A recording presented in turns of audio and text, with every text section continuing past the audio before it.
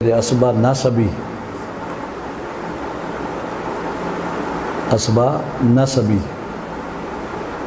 اور اس کے بعد اسبا سببی، لیکن اس اسبا سببی سے مراد ہوگا مولا لطاقہ موتق۔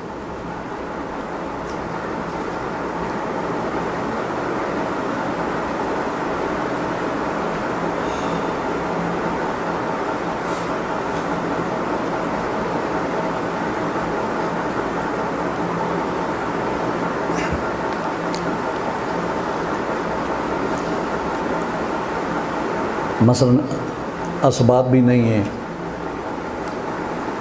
یا ذوی الفروض سے بچا ہوا حصہ ہے، اسبے نہیں ہیں،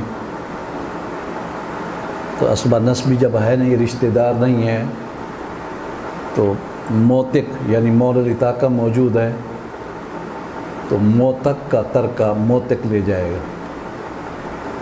موتق مولا لطاقہ، تو مولا کو کہتے ہیں، مولا مانا مالک، یہاں مولا لطاقہ مالک، تو وہ لے جائے گا۔ اب اس کی ایک نظیر یا مثال سمجھو تاکہ آپ کو یہ مسئلہ سمجھ آ جائے۔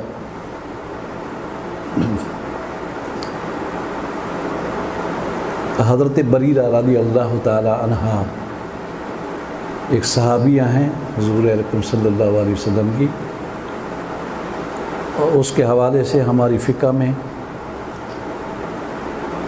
3 مسئلے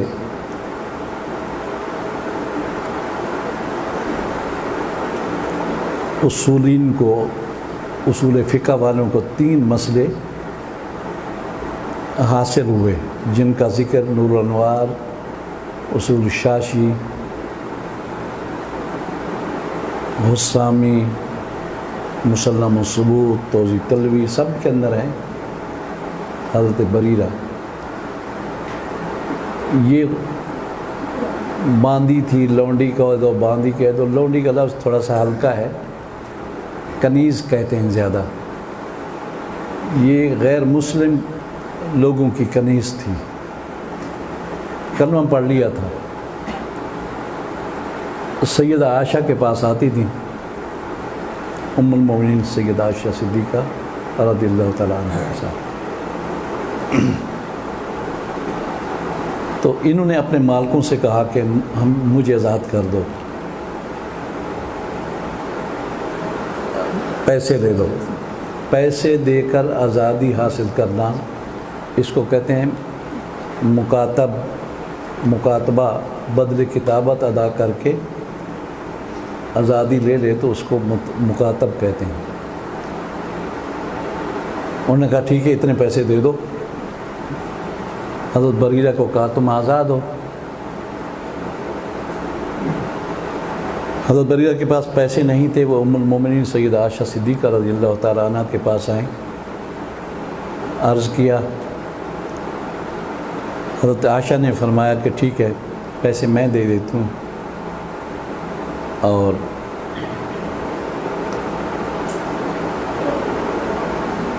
میں آپ کو پیسے دے کر خرید کر لیتی ہوں،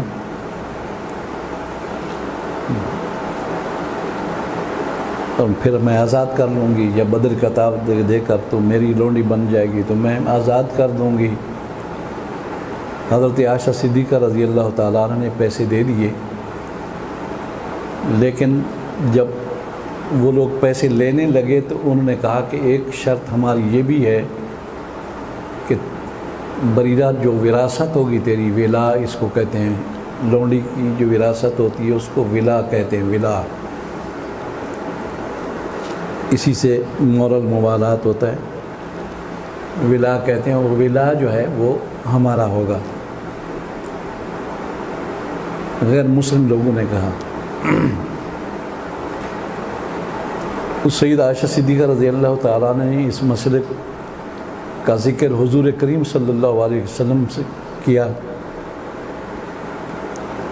تو حضور اکرم صلی اللہ علیہ وسلم نے اجلاس بلایا، سب لوگ اکٹھے ہو گئے، تو آپ نے غصے کی حالت میں خطاب کرتے ہوئے فرمایا کہ کیا حال ہے ان لوگوں کا کہ ایسی شرطیں لگاتے ہیں جو اسلام میں جائز نہیں ہیں۔ تو آپ نے فرمایا الولاء لمن آتاکا، ولا اور لونڈی یا عبد کی وراثت جو آزاد شدہ ہے، یہ اس کے لیے ہوگا جو اس کا موتق ہوگا۔ موتق کہتے ہیں آزاد کرنے والے کو، جیسے حضرت زید بن ثابت بھی آزاد شدہ غلام تھے تو وہ موتق ہو گئے۔ آپ نے خطاب فرمایا الولاء لمن آتاکا، ولا اس کے لیے ہوگا جو آزاد کرے گا۔ حضرت بریرہ آزاد ہو گئی۔ جب حضرت بریرہ آزاد ہو گئیں، حضرت عائشہ کے پاس رہتی تھیں، تو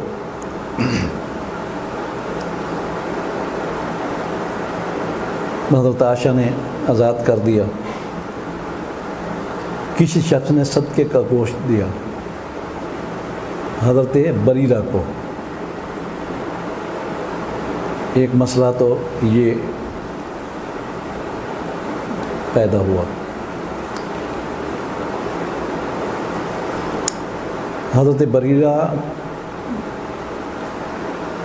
کا گوشت حضرت عائشہ نے وصول کیا، کیونکہ گھر کی مالک وہ تھی، تو اس کے بعد پکانا شروع کیا۔ سرکار دو عالم صلی اللہ علیہ وسلم گھر تشریف لائے۔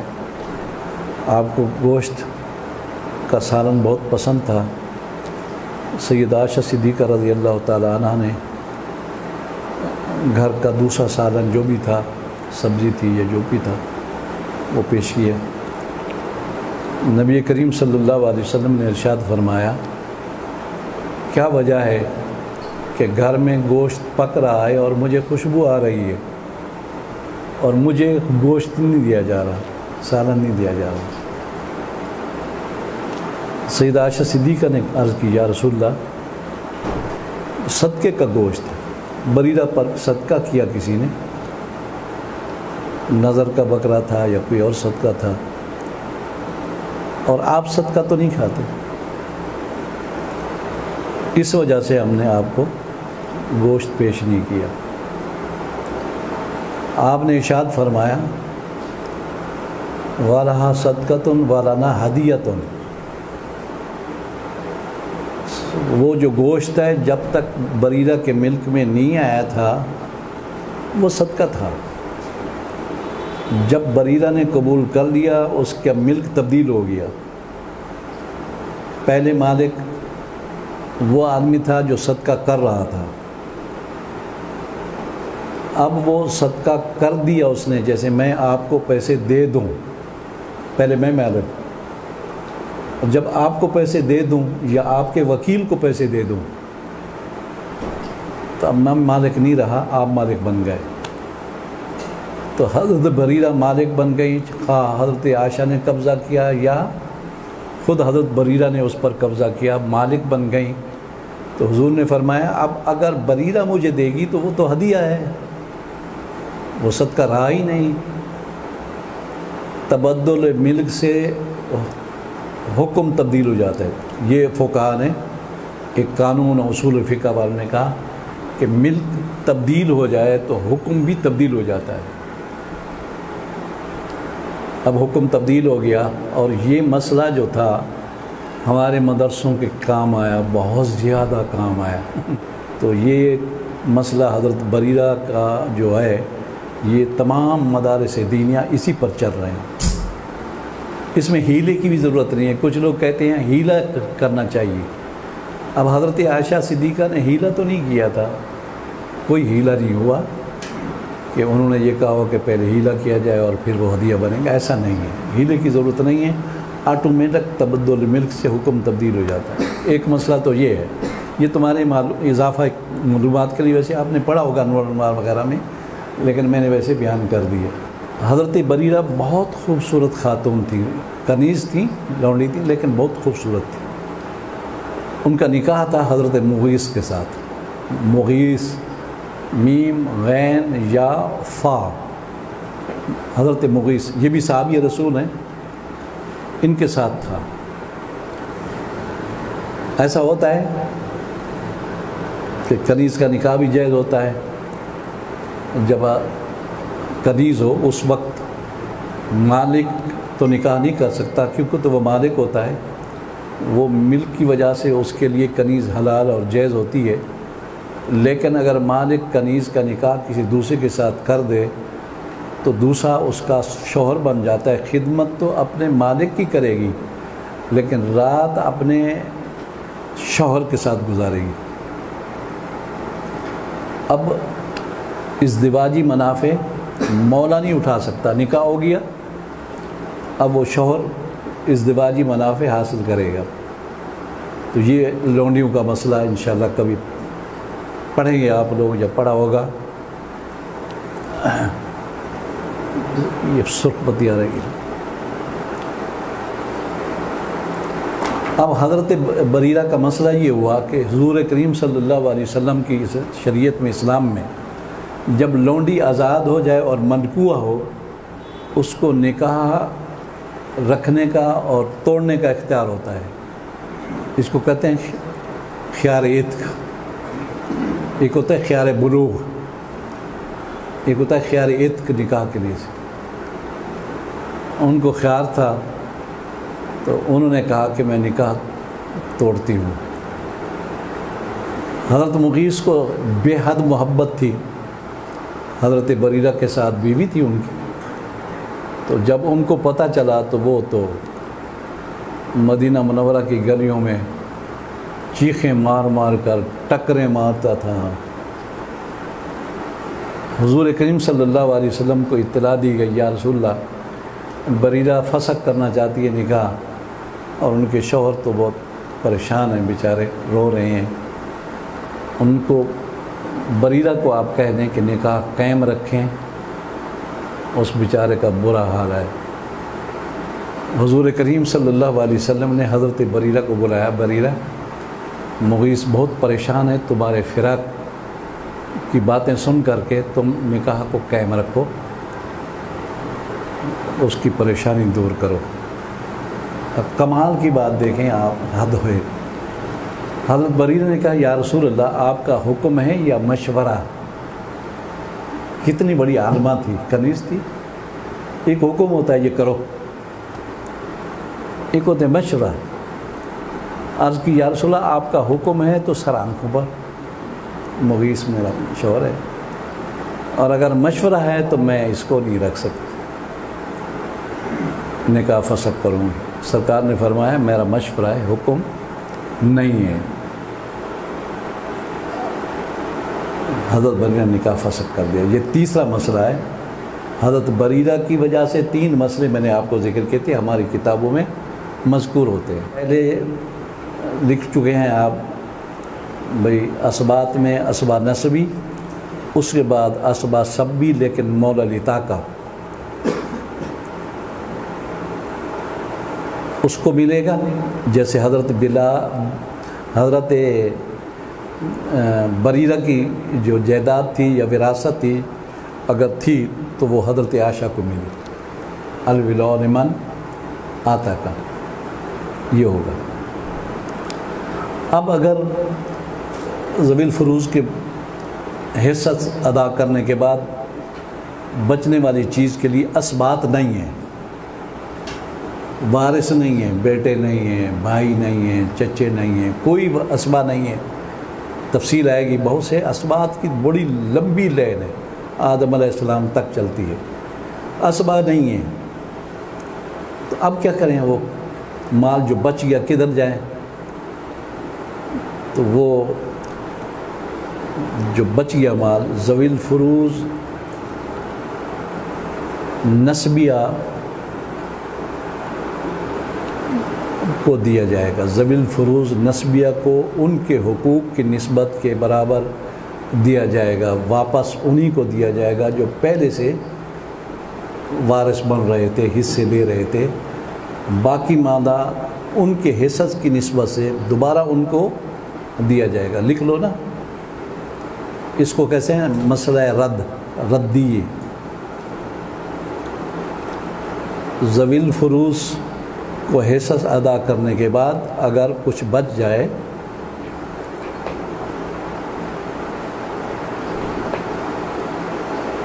ذوی الفروض کو حصہ ادا کرنے کے بعد اگر کچھ بچ جائے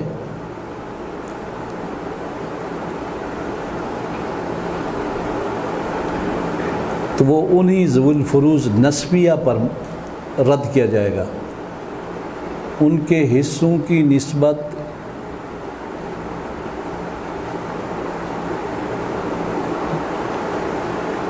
کے مطابق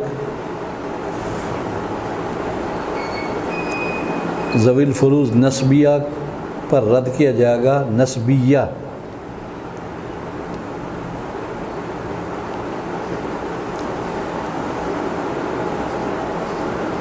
لکھ لیا؟ رد کیا جائے گا. ذوی الفروض 12 آدمی تھے، 8 عورتیں اور 4 مرد تھے. یہ یاد رکھنا، ابھی مشکل سے مشکل سا بات آ جائے گا. تو زوجین کے علاوہ جتنے وارث ہیں ذوی الفروض، ان کو کہتے ہیں ذوی الفروض نسبیہ. ذوی الفروض ہیں لیکن نسبی ہیں، اور زوجین ذوی الفروض ہیں لیکن یہ سببی ہیں، کیونکہ نکاح ہوا تو صاحب فرض بن گئے، ان کا حصہ بن گیا، ورنہ ان کا کوئی حصہ نہیں. وہ تو اجنبی تھے. میت کا اپنی زوجہ کے ساتھ تعلق نکاح کی وجہ سے ہوا. تو یہ ذوی الفروض زوجین یعنی بیوی مرد کے لیے اور مرد بیوی کے لیے زوجین، یہ ذوی الفروض سببیہ ہیں. وہ جو بچ جائے ذوی الفروض سے، زوجین پر رد نہیں کیا جائے گا، زوجین کو نہیں دیا جائے گا.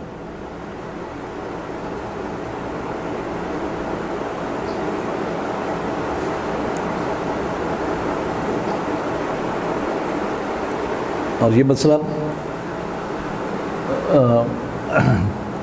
آئے گا انشاءاللہ.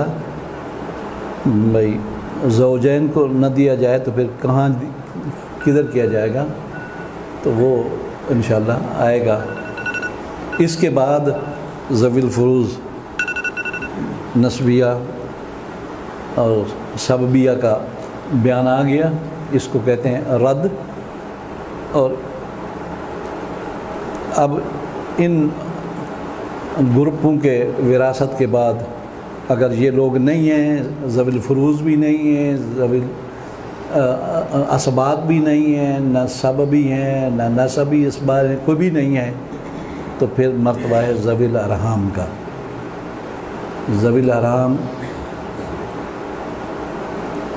کی 4 قسمیں ہیں، انشاءاللہ وہ آئے گا. صنف اول، صنف ثانی، صنف ثالث، رابع. بس سبق کا ٹائم پورا ہو گیا. اب کل پڑھیں گے مول الموالات.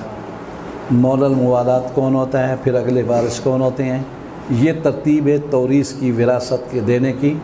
ابھی ہم جب مشق کریں گے، یہ بورڈ آ چکا ہے، اس پر لکھیں گے مسائل، اور پھر مسئلہ لکھیں گے جس کے اندر ذوی الفروض کے بعد اسبا سببی لکھیں گے. تو آپ کو کہیں گے نکالو اس کو کتنا ملتا ہے.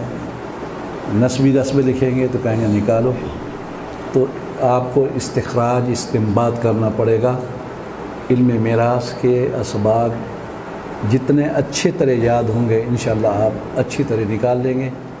ورنہ الان کما